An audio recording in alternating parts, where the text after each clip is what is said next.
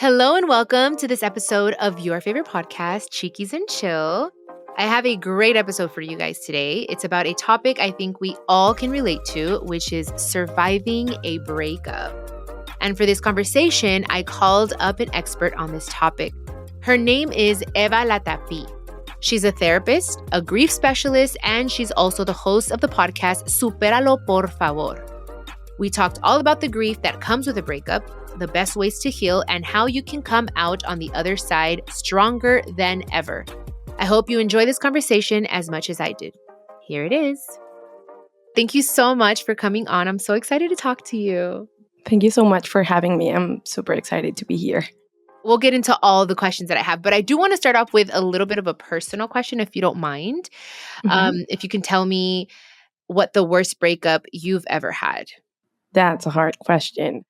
I would say that the last one I had, it was right before the pandemic hit, and that was really, really hard. I was living in LA, and I moved back to Mexico a few months before the pandemic, and then I had a breakup, and then I have to start all over again in all the areas in my life. So I would say that one was the hardest.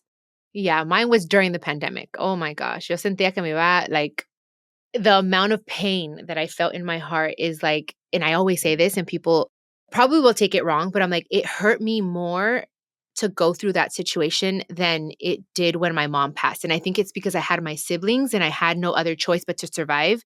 But to know that I was letting go of someone that I thought I was in love with during like the pandemic when everything is so uncertain, me dolió como like for 3 months. It was the worst depression of my life. Oh, yeah, I can relate to that. Yeah. It was such an uncertain time that it was really hard. It was really hard. We were going through different griefs at the same time. So Absolutely. And is that why you got into this line of work about, because I know you have your podcast. So is there a reason or if you could tell me and walk me down like why you feel and you're so passionate about this line of work? Well, it started before that. Actually, I was already working as a grief therapist in breakups before that breakup. Okay. But it was a few years before that I moved to LA and I had a really bad heartbreak. And so I realized that there was not enough information, or there were a lot of opinions around breakups, but there was not a specific tools that we could use. So I decided to go through my breakup and start getting the tools. And then I realized that I love working with heartbreaks and with breakups because the amount of growth that there is after a breakup, I have never seen that in any other area in therapy. Absolutely. I feel like I'm a completely different person after that major breakup. And I've had a few, like, through my life, I feel like a lot of heartache. But that last one was one where I was like, ya no quiero pasar por esto. What do I need to learn so that I don't keep attracting this same pain because I'm tired, and I'm like, what am I doing? And I started looking inward. But anyway, before we get into that, I do want to ask you, what do you feel is the best way to approach a breakup?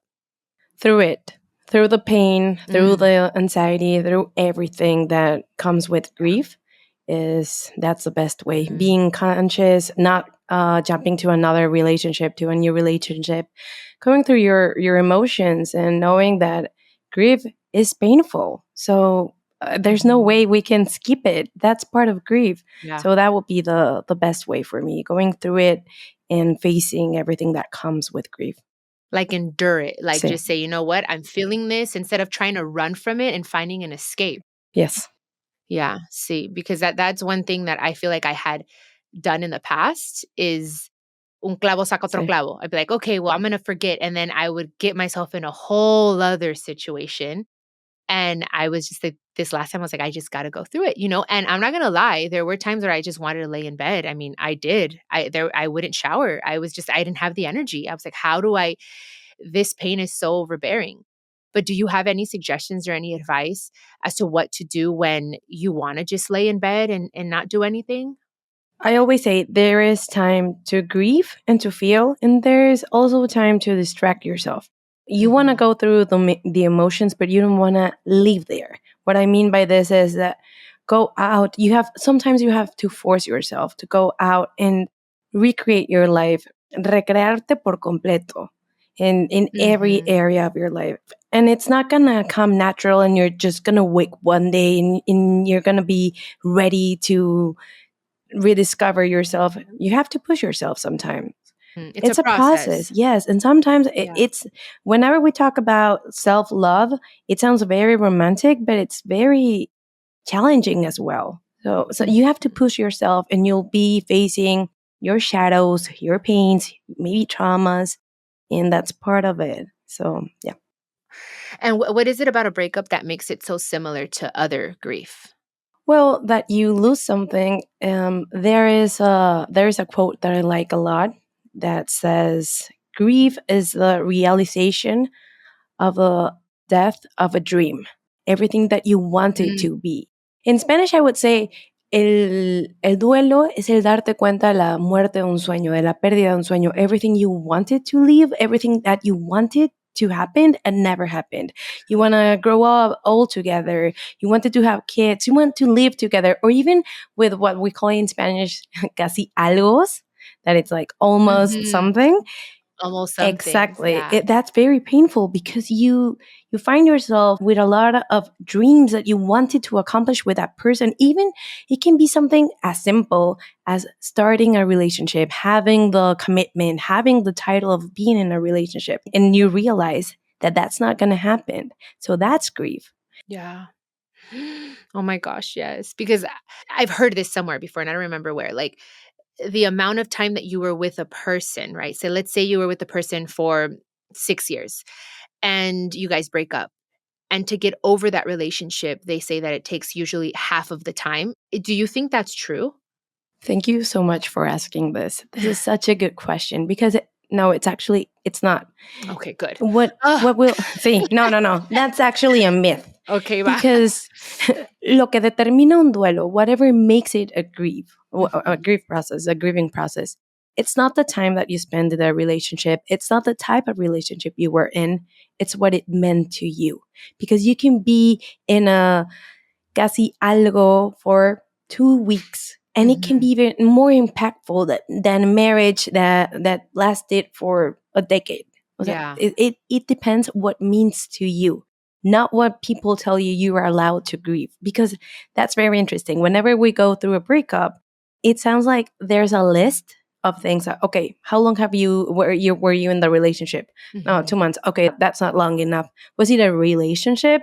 No, it never became a relationship. It was a situationship. Okay, then Mm. you're not allowed to grieve that. That makes no sense. Your grief doesn't have to make sense to anyone but yourself. But yourself, yeah. And do you feel that people can fall in love more than one time in their life? Like they say, "Oh, you only have one true love your whole life," or do you feel like there is that possibility of us finding someone? I mean, because I really thought once I'm like, "Oh my gosh, this is the person," and then it's not. And then the next person now, I got remarried, and now I'm like, "Oh, like this is nunca he sentido un amor como este," you know?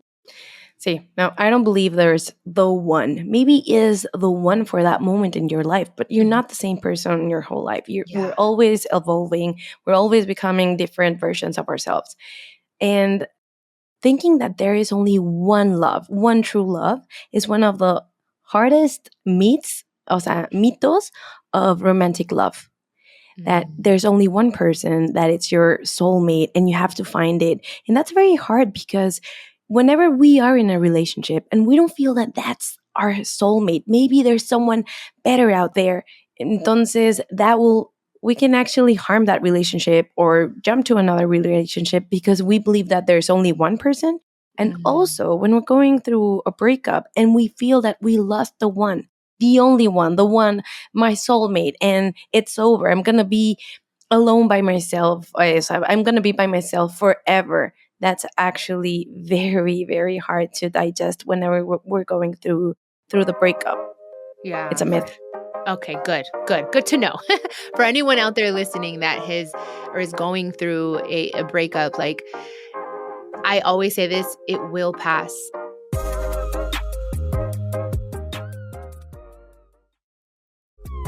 So how do you know you've reached a good point? Are there signs that you're over it? Are there things that you can feel or that that you ya estás como superándolo pues, the Mhm. heartbreak? Well, as you mentioned before, getting over someone is a process. Healing your heart is a process. And as you were saying, everything passes. And my mantra is these two shall pass. These two, Mhm. good times and bad times, and we're gonna have waves of pain, waves of anxiety, guilt, different emotions. But also we're gonna have waves of healing, Yeah. because also healing comes in waves. What I tell to my clients and people I work with, set yourself a point where you felt the lowest, when it was the hardest. I call it like the darkest night in our grief. Mm. We can remember that night, that day, that moment when you knew that it was the hardest time.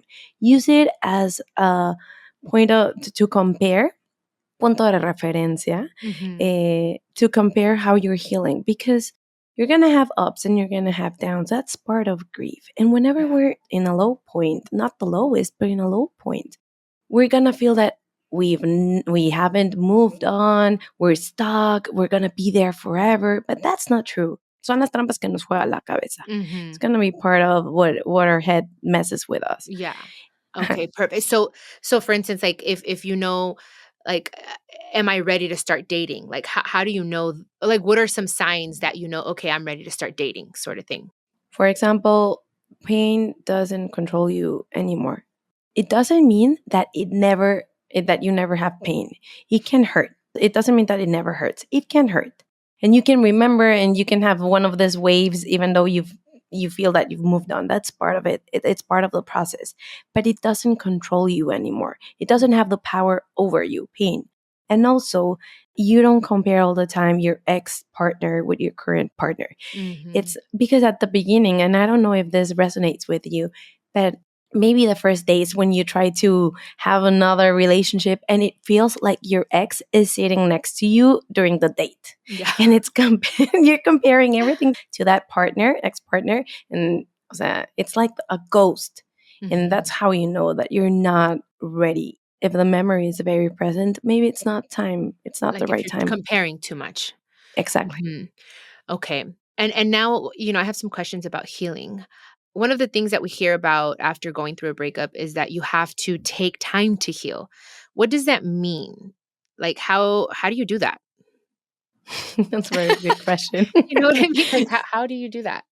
¿Cómo se come? Uh-huh. Yes. Then taking the time, it's taking a pause and facing whatever comes. Because as we were mentioning before, this process is also a great opportunity to go inwards and work with all our demons, all our traumas. So taking the time is actually not jumping into another thing that will distract you from pain, because we want to distract ourselves from pain. Mhm. We want to start a new relationship. We go to work all the time. Workaholism is actually a sign of grief that it's stuck there. Or partying, shopping. We want to distract the pain because that's part of our nature. We want to negotiate with pain. We want to we want to feel that we have control over pain, that if Mhm. I do this, if I listen to all your podcast episodes, if I go to your retreats, if I read the books, if I eat well, if I exercise, etc., Mhm. that means it won't hurt, because we want to negotiate with pain. But Mhm. one thing about pain is that you can't. It's gonna take a process. It's gonna take a time, a while, and it doesn't mean. For example, when I got certified as a grief therapist, I had a teacher who said, "Also, a good grief process doesn't take more than a year," and that makes absolutely no sense, because Mhm. we're so fixated with time. Okay, it's been 2 weeks. I had to be better by now. Yeah. You know what I mean? We're fixated with time. So Yeah. taking the time is actually pausing and facing the emotions that come, the fears that come. Yeah. So it's more así como like with time, like for instance, like there's no, and the reason I'm bringing this up is because when I first got separated, it was a lot of friends and family would say, You need to go out and be single and date." And I was never the dating type. I'm a relationship monogamous. Yo quiero ser una relación. That's who I am. I can't jump from one guy to another. Whoever can do that, more power to you. I'm more of like, I can't have one night stands. I need to be emotionally connected. I want to be in a relationship. And people would tell me, you need to be single for a year. Okay, and I wasn't single for a year. I gave myself 3 months and I'm like, I'm going to do what you said. I looked inward and I was like, okay, I'm going to feel this pain and I'm not going to try to distract myself and just really go through this pain, like just go through it. And I'm glad I did, because that's when I felt more in love with myself and I was able to hear my own thoughts and focus on what I needed to change. But that's what I wanted to ask, because friends and family say all of this, but there's no real like time for anyone, right? It all just depends on your own process. Exactly. Because something that can happen with heartbreak or a breakup is that it can connect to a previous grief that you didn't go through.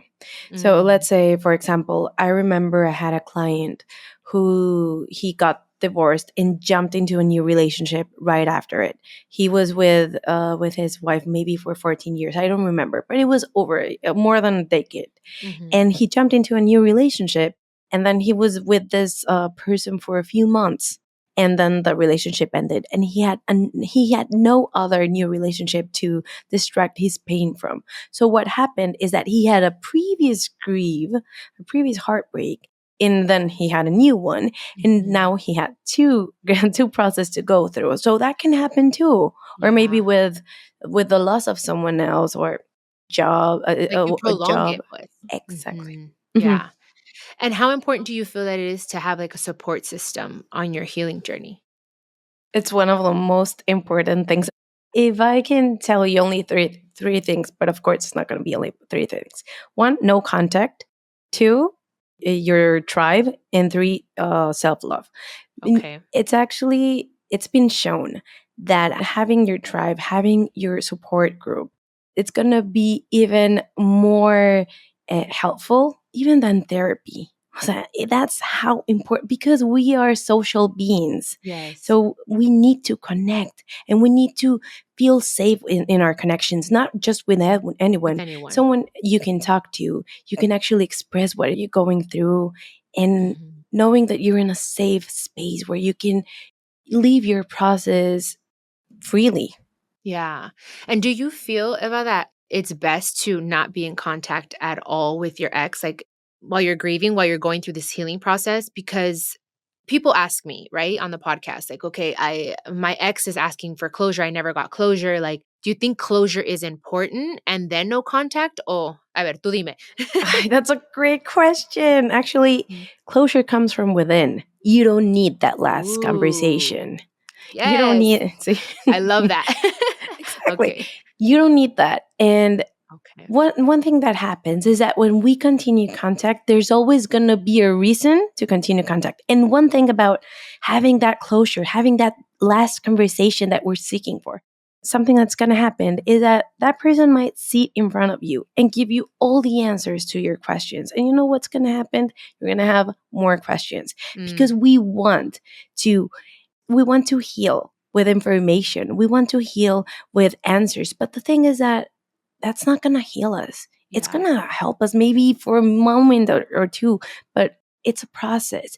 Yeah. So, yes, I'm a super fan of no contact, going no contact. Of course, I understand whenever they're children, whenever you work together. I have clients that they live in the same house because of migration process that they're going through, Mhm. and I understand that sometimes no contact is very hard or even impossible. I understand that. So the contact has to be only for the thing that you have in common. Let's say children. Okay. Okay, you're gonna keep the contact just for the topics related to children. And But that's it. o sea, that's it. Going no contact with an ex partner is gonna be one of the most important things, because it's gonna allow you to detox yourself from Yeah. everything that it's memories, and it's gonna also allow you to have more perspective and understand what went wrong, what were your mistakes. Yeah, because someone told me that it was an escape because I'm kind of like an out of sight, out of mind person. Like, si no lo veo, like I don't Sí. think about it. And I blocked my ex from everything, my email, Mhm. like WhatsApp, everywhere that I could possibly do it. I erased a lot of pictures. Anything that would come up, I would erase it. And someone had told me like that it was wrong, that that's kind of childish. And it helped me though. I was like, I don't want to look at the pictures or the memories. Like I know that this is what I need to do. And that's just going to make me want to like, I don't know, because I'm sure you had nice moments with your ex. So I'm like, yo no quiero ver ni las cosas buenas ni las cosas malas. See, exactly. No, it's childish to whom? Because it Yeah. doesn't matter what your ex thinks about you right now. Yeah. You did Yeah. everything you could during the relationship. Maybe you had mistakes, maybe you didn't. But the thing is, this process, the healing process is about you. Yeah. At first, it feels like it has to do with your ex, but it always had to do with you. It was always about you. The healing Yeah. process, it's always about you. So you're gonna look childish to whom? Yeah. O sea, It's whatever works best for you, no? exactly. Mhm. Lo más importante es tu paz. There's nothing more important than your peace, and you have Yeah. to protect it. Yeah, Mhm, because I have a friend that was married and finally got divorced and stuff, but they have a dog together. mhm. And it is just I have it I know it's a lot easier said than done, but I was like, I know you love your dog, but you guys have to figure this out because he's already trying to move on. And apparently she moved on a long time ago. But there's this dog that is causing kind of friction in his relationship because she wants to see the dog and it's like a child. So it's like, what do you do in a situation like that? Like, do you just say, okay, here, I'm going to give you the dog or qué se hace? You know, that's so hard. Sí, that's a gray area with pets Yeah. because it depends what does it mean to the couple To the or couple. ex-couple, right? Former Yeah. couple. Yeah. You want to go through the logistics of the breakup in with pets, for example. How is it going to work? How are we going to Mhm. do this? Is any one of a ex couple ready to give Let up go on the completely. dog? Exactly. Mhm. So es una conversación mucho más. Like it's a deeper conversation, and I guess it has Sí, to do with each situation. Okay, exactly. yeah, because I'm like, well, I was like, just let go of the dog, but then I'm like, if it was my dog, I'd been like, no. So yeah, it's figuring it out what works for both of you guys, and only like you said, talking about what has to do with the dog. Yeah.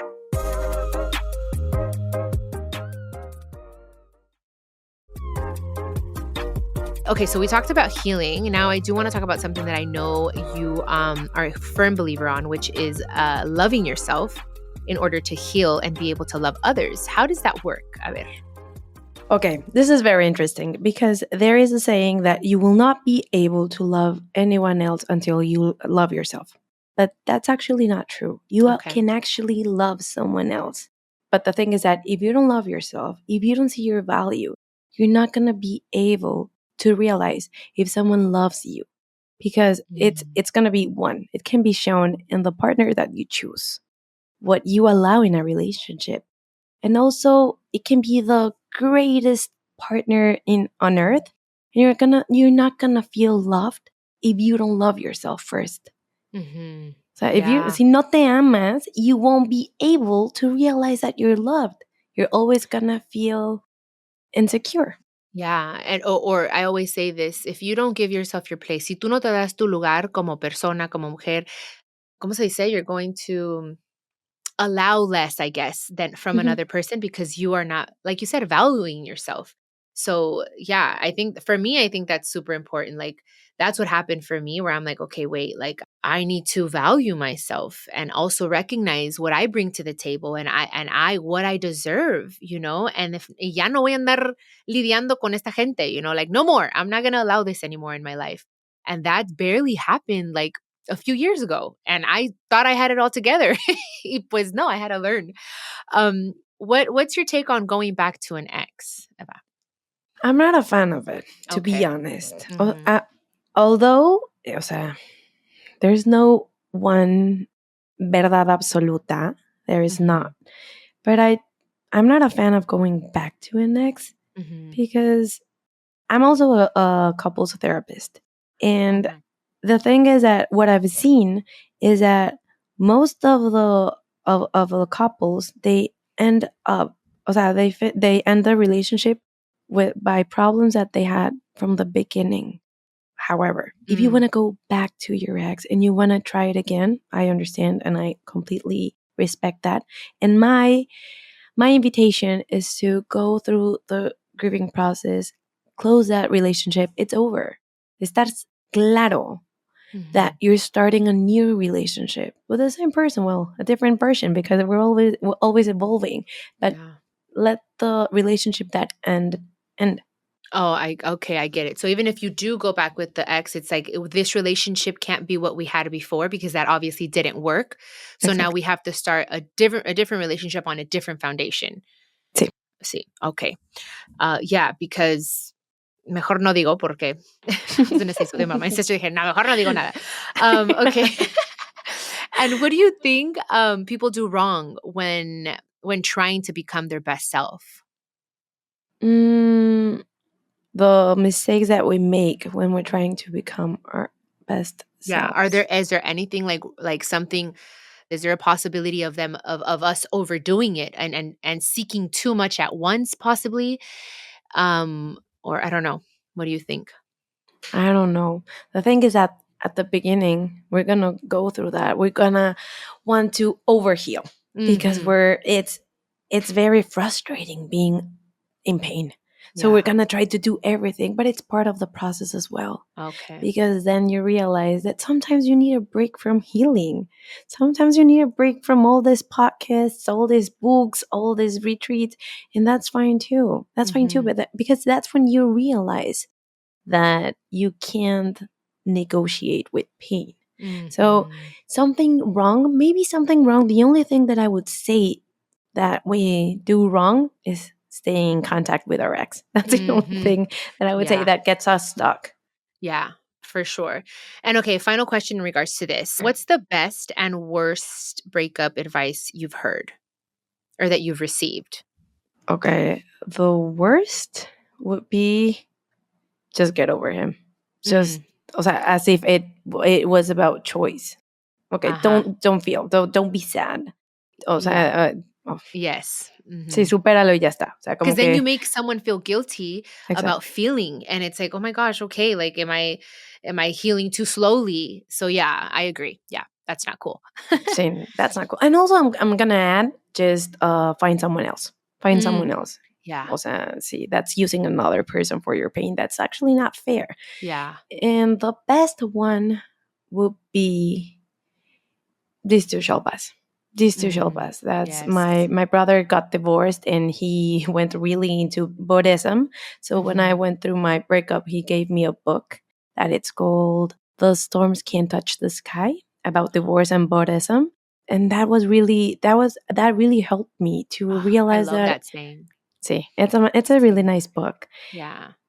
And see, this Yeah. too shall pass. This too shall Pain will pass. pass. It See, will be fine. I always tell people, hope, hold on, pain ends. It will end. It will. And I've it been will through end. so much pain in my life that I'm like, my faith, like, me ha ayudado tanto where I'm like, okay, I know that this is just temporary. It's not going to be forever. Like, let me just learn what I need to learn from this pain See. because there's something to learn from every situation, guys. Y pues, Eva, I want to ask you about your podcast. Supéralo, por favor. So tell me a little bit about it. What are the most popular episodes and why do you think they're so popular? Okay, that's a really good question. Okay, so about my podcast, the most popular ones are the process after a breakup. That's Okay. one. Perfect. And okay, another one is gonna be about infidelity, how to heal infidelity, and Oh but man. more at like healing after being unfaithful. Ah, Actually, because that's sí. a silent grief. Yeah. O sea, we're not allowed to grieve if we were unfaithful or we were the third person in la Yeah. tercera persona en discordia. Uh-huh. So, but that's actually a process too. That's a healing Damn. process as well. Yeah. So that's very, very powerful. And also healing el casi algo. Healing the almost The almost something. something. See, is Mhm. it said in English the same way? Some I think almost so. something. Uh-huh. Yeah, Sí, healing the almost that almost yeah, makes sense. Yeah, sí, for sure. sí, sí, sí. ¿Y cuánto llevas Ujú. ya con tu podcast? Sorry.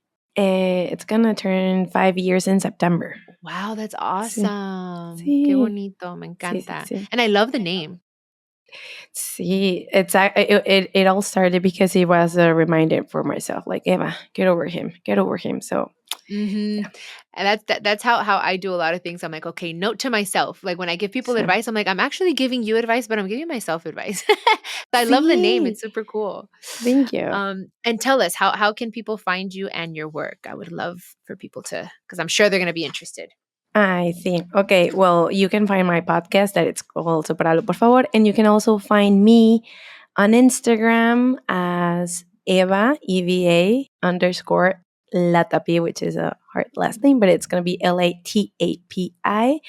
And yeah, you can also find my web that it's gonna be evalatapi.com. Okay, Latapi. I like your last name. Me gusta. I was going to ask you, am I pronouncing it correctly? Latapi. Okay, perfecto. And so, okay, so you are a grieving and also you said couples therapist as well. Sí. Oh, man. Sí, I'm a psychologist. I'm a couples therapist, and I'm a grief therapist as well. And what's your favorite out of everything you do? Todo? Grief. Yeah, grief. Yeah. After breakup.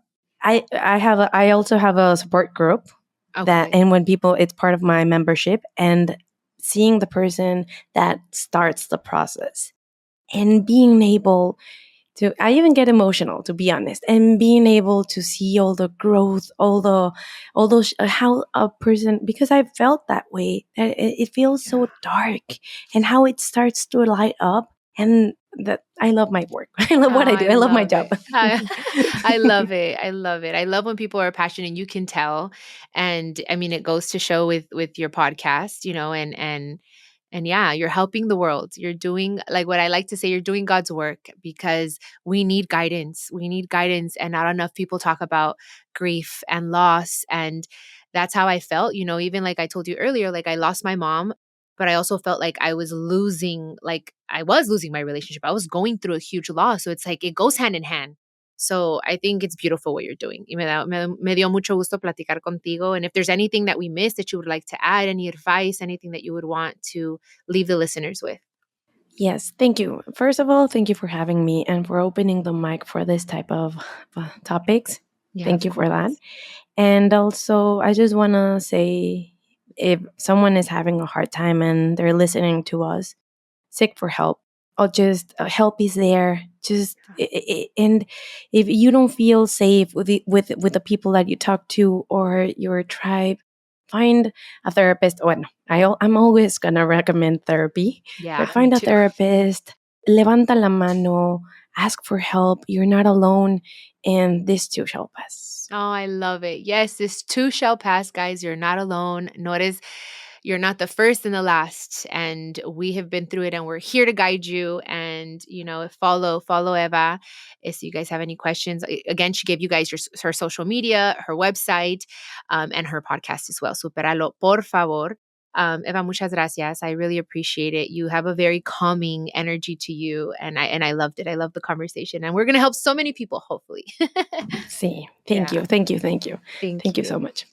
Thank you guys so much for listening to this episode. Los quiero mucho. I appreciate you guys coming back every week to listen, and I will catch you on the next episode of Chiquis and Chill. Besitos. This is a production of iHeartRadio and the My Cultura Podcast Network. Follow us on Instagram at My Cultura Podcast and follow me, Chiquis, that's CHIQUIS. For more podcasts from iHeart, visit the iHeartRadio app, Apple Podcasts, or wherever you listen to your favorite podcast.